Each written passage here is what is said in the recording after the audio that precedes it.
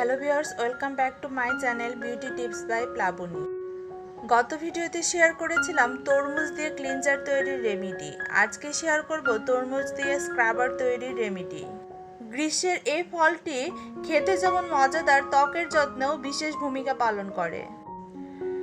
আজকের ভিডিওতে থাকছে তরমুজ দিয়ে স্ক্রাবার তৈরির রেমেডি। আর নিয়মিত ত্বক স্ক্রাব করলে ত্বকের এক্সট্রা মরা চামড়া দূর হয়, ত্বক থাকে মসৃণ।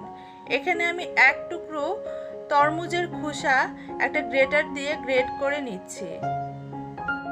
গ্রেট করা হয়ে গিয়েছে, এবার একটা কাচের বাটিতে ঢেলে দিচ্ছি।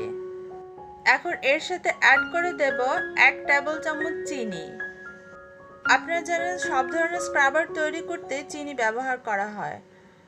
এবার তরমুজের মিশ্রণ আর চিনিটাকে একসাথে নেড়েচেড়ে মিশিয়ে নেব। মেশানো হয়ে গিয়েছে, স্ক্রাবার রেডি। এখন বলে দিচ্ছি কিভাবে এটাকে আপনারা অ্যাপ্লাই করবেন।